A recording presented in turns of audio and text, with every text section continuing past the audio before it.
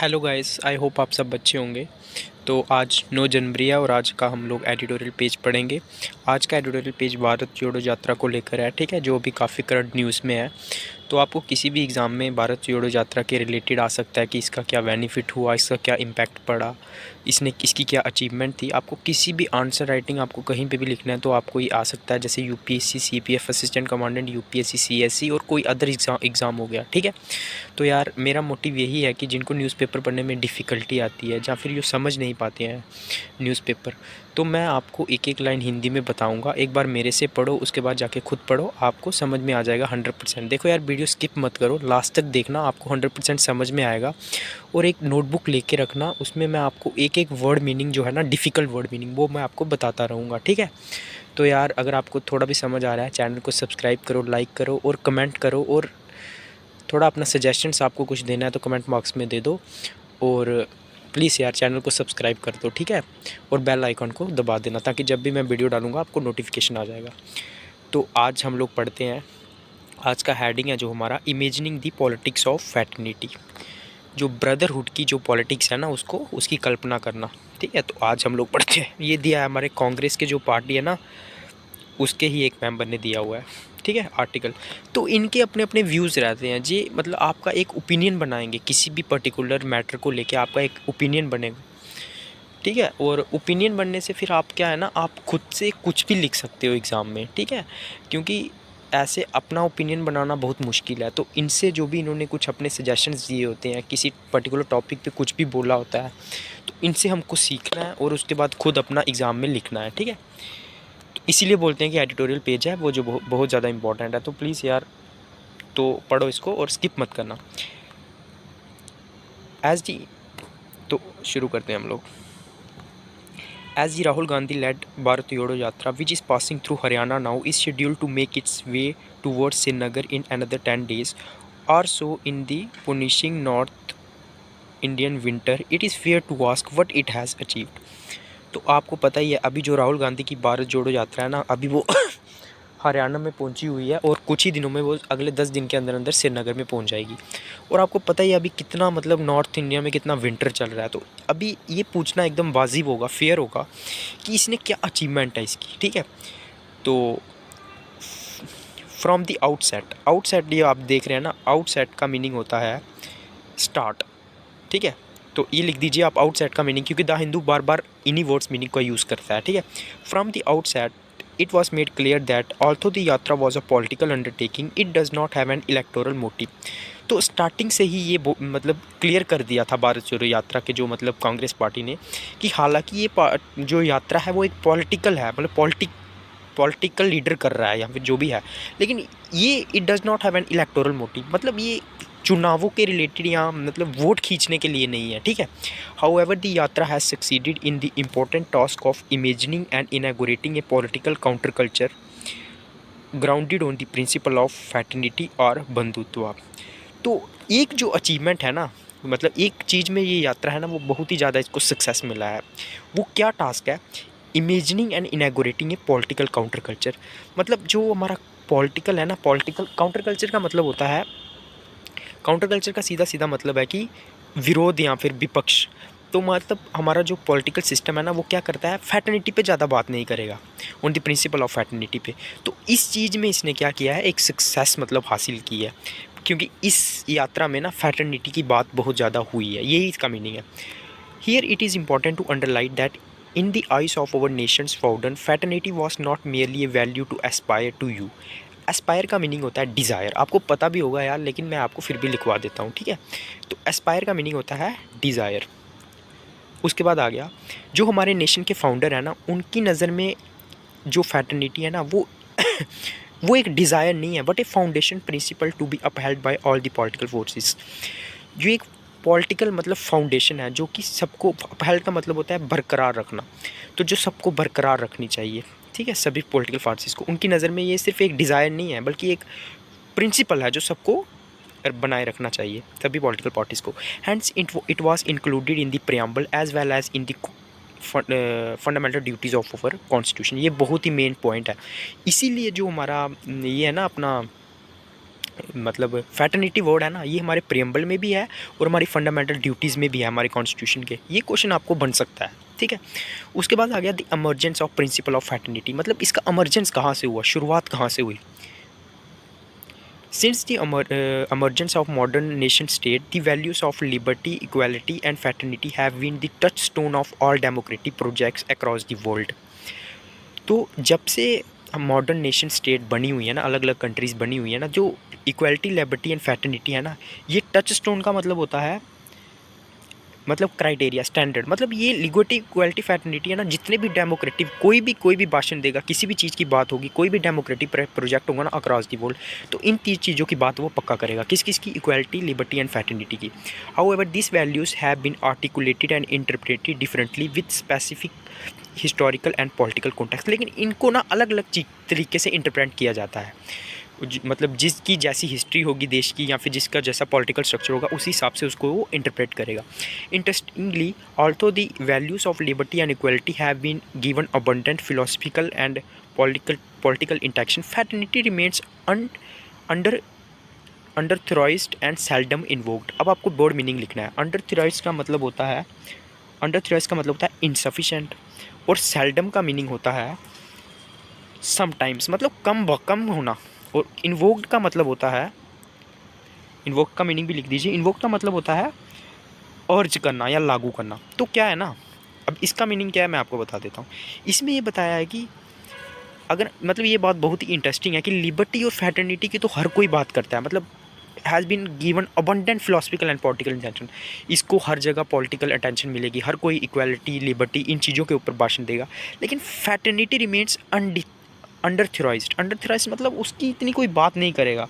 Under थ्योराइज्ड का मैंने आपको मीनिंग लिखाई दिया, मतलब इनसफिशिएंट और सेल्डम, मतलब कम बात करेगा। इन्वोक का मतलब होता है अर्ज करना, इस पर इतनी ज़्यादा बात नहीं होगी। Traditionally there were 2 sides of fraternity, the first emerge from the Judeo Christian world view which envisaged a brotherhood among men owing to the belief that men were children of God।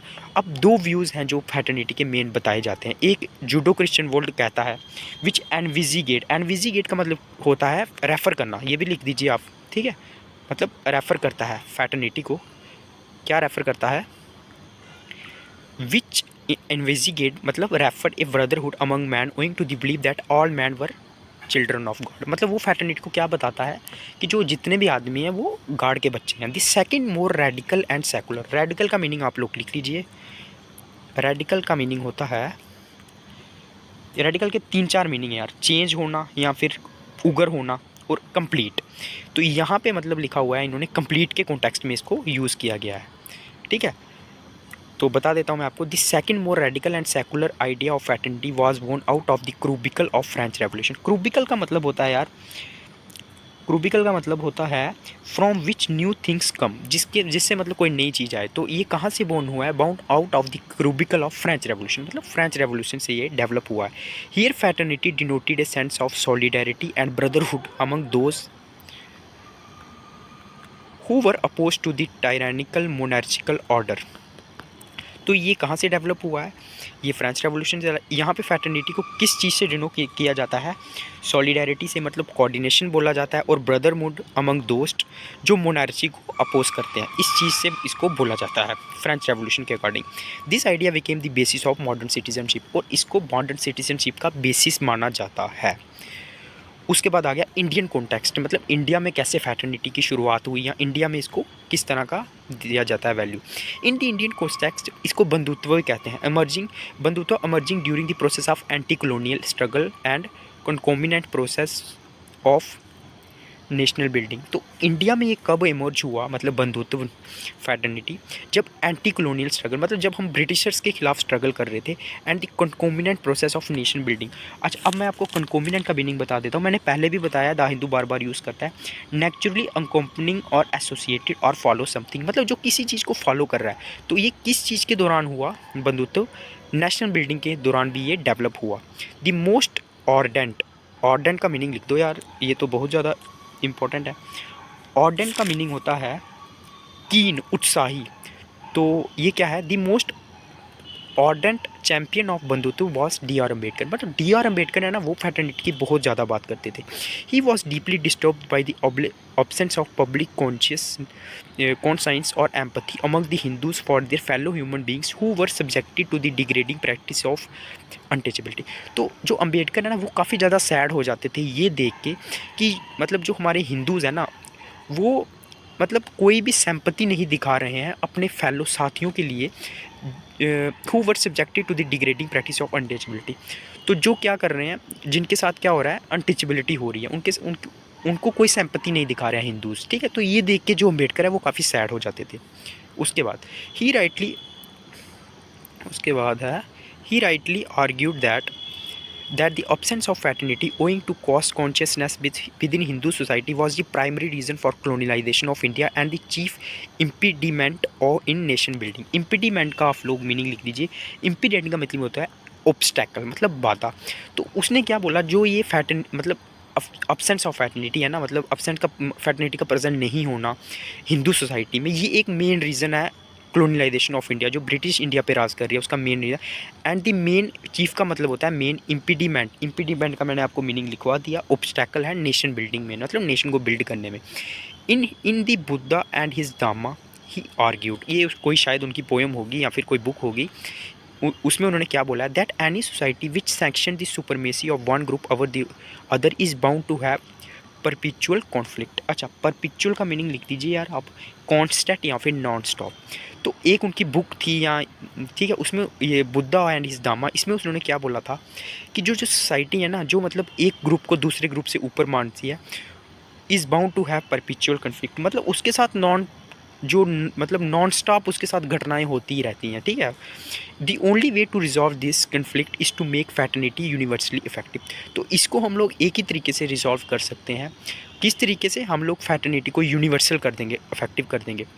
For Ambedkar fraternity was the fundamental enabling condition for the realisation of liberty and equality which would otherwise merely be a cost of pen. तो अम्बेडकर के according जो fraternity है ना, वो एक fundamental enabling condition है liberty और equality को रियलाइज़ करने के लिए। मतलब फैटर्निटी होनी चाहिए, तभी हमारी इक्वालिटी और लिबर्टी हम लोग रियलाइज़ करेंगे। विच वुड अदरवाइज वो बस एक पेंट करने के जैसा ही है। Therefore, he warned the Constitution Assembly that India would held together not merely by laws but by feeling of brotherhood। तो उन्होंने ये भी बोला था कॉन्स्टिट्यूशन में, मतलब कॉन्स्टिट्यूशन असेंबली को ये भी वार्निंग दी थी कि जो इंडिया है ना, वो एक साथ कानूनों से नहीं जुड़ेगा बल्कि ब्रदरहुड से जुड़ेगा among the people. If the political class failed to popularize the world of equality and fraternity among the people, India's freedom would be imperiled once more। imperiled का मीनिंग आप लोग लिख दीजिए। imperiled का मीनिंग होता है रिस्क। तो उन्होंने क्या बोला कि अगर हमारी जो पॉलिटिकल क्लास है ना, अगर वो इक्वालिटी और फैटर्निटी को नहीं ला पाई लोगों के आगे, तो इंडिया का जो फ्रीडम है ना, वो फिर दोबारा रिस्क में आ जाएगा। इम्पेरिल्ड का मतलब होता है risk once more. In fact so important was bandhutva to safeguard the moral order of the nation and humanity at large that he anchored it within Navayana Buddhist tradition before embracing it. तो in fact जो हमारा मतलब fraternity है ना, उसको safeguard करना so important बंधुत्व to safeguard the moral order of the nation. मतलब जो हमारा बंधुत्व है ना, वो इतना इम्पॉर्टेंट है सुरक्षित करने के लिए, जो मॉरल ऑर्डर है हमारे नेशन का एंड ह्यूमैनिटी एट लार्ज, और मतलब लोगों को सेव करने के लिए, that he anchored it within Navayana Buddhist tradition. तो मतलब इसको क्या है ना, एंकर्ड का मतलब होता है किसी चीज़ को मतलब होल्ड करना, मतलब रखना। इसको मतलब एक बुद्धिस्ट ट्रेडिशन है, उसमें भी मतलब इसको रखा गया है। बिफोर एम्ब्रेसिंग इट, मतलब बिफोर उसको मतलब गले लगाना, मतलब एम्ब्रेसिंग का मतलब होता है किसी चीज़ को लेना। Thereby elevating it from the realm of secular to the sacred. और उसको मतलब उन्होंने क्या किया है, जब उन्होंने एक ट्रेडिशन में डाल दिया, बुद्धिस्ट ट्रेडिशन में डाल दिया फैटर्निटी को, तो उन्होंने क्या किया, उसको उन्होंने एलिवेट किया, मतलब ऊपर उठाया फ्रॉम द रियल्म का मतलब होता है क्षेत्र या फिर कंट्री ऑफ सेकुलर, उसको सेकुलर से उठा के उन्होंने एक पवित्र मान लिया। फैटर्निटी का मतलब सेक्रेड का मतलब होता है पवित्र। और उसके बाद आ गया हमारा सत्याग्रह फॉर बंधुत्व अगेंस्ट हिंदुत्व। तो मतलब क्या है, जो सत्याग्रह मतलब मतलब लड़ना बंधुत्व के लिए अगेंस्ट हिंदुत्व। तो ये इस हेडिंग का मतलब है। आगे मैं आपको समझाता हूँ। We are living in an age of extreme inequality across the world. The principle of fraternity is threatened by the political culture spawned by extreme social and economic polarization with one enabling the other. तो हम इन्होंने क्या बोला है कि हम लोग जो है ना अभी ऐसी एक्सट्रीम इनइक्वालिटी के मतलब है ना अभी जो हमारे अक्रॉस द वर्ल्ड फैली हुई है। द प्रिंसिपल ऑफ जो प्रिंसिपल है ना फैटर्निटी का is threatened by political culture, मतलब उसको खतरा है किससे? Political culture. Spawned by extreme social, spawned का मतलब आप लोग लिख दीजिए, स्पॉन्ड का मतलब होता है पैदा करना, मतलब किसने पैदा किया उसको? स्पॉन्ड बाय एक्सट्रीम, जो मतलब एक्सट्रीम सोशल और इकोनॉमिक पोलराइजेशन है ना। पोलराइजेशन का मतलब होता है division, with one enabling the other, मतलब अगर आप एक्सट्रीम सोशल चीज़ें करोगे तो उससे फिर एक्सट्रीम पोलराइजेशन होगी, मतलब डिवीज़न होगी। उसके बाद आ गया as a result we see xenophobia. Xenophobia का मतलब होता है a fear of hatred of foreign people and activity, मतलब बाहर के लोगों से खतरा होना या फिर किसी अजनबी से। तो इसका क्या मतलब? As a result we see xenophobia and racial tensions. Racial तो आपको पता ही है, रंग भेद, नियर देयर अगली हैड। तो इससे क्या है ना, जो जीनोफोबिया है मतलब किसी बाहर के आदमी से या किसी दूसरे कास्ट वाले से खतरा होना, और रेशियल टेंशन मतलब कलर को लेके या फिर ये काला गोरा इसको लेके जो टेंशन है ना वो मतलब ज़्यादा बढ़ रही है या फिर हम इसको देख रहे हैं। उसके बाद आ गया in India Narendra Modi regime मतलब होता है विरासत। तो is the primary vehicle of such politics of polarisation. तो हमारे इंडिया में जो मोदी जी की गवर्नमेंट है ना वो एकदम मतलब खुद ही वो लोग पोलराइजेशन के चक्कर में है। And Hindutva is its principle source of ideological education. और आपको पता ही है बीजेपी का जो आइडियोलॉजिकल प्रिंसिपल है वो क्या है? हिंदुत्व है। तो वो भी क्या कर रहे हैं? पोलराइज कर रहे हैं, मतलब डिवाइड कर रहे हैं लोगों को। It is not as if caste और communal violence were absent earlier. तो ऐसा नहीं है कि पहले वायलेंस या फिर मतलब कम्युनल वायलेंस नहीं होता था। How ever what has change is the political patronage. Patronage का मीनिंग होता है, पैट्रोनेज का मीनिंग लिख दो यार, पैट्रोनेज का मीनिंग होता है हेल्प करना। However political patronage extended to the perpetrators. Perpetrators का मीनिंग होता है दोषी of such violence by this regime. तो पहले भी ऐसा नहीं है कि पहले नहीं होता था कम्युनल एंड पॉलिटिकल वायलेंस, पहले भी होता था। लेकिन अभी क्या चेंज हुआ है ना, जो मतलब what has change is the political help. Patronage का मतलब होता है help extended to the perpetrators of such violence by this regime.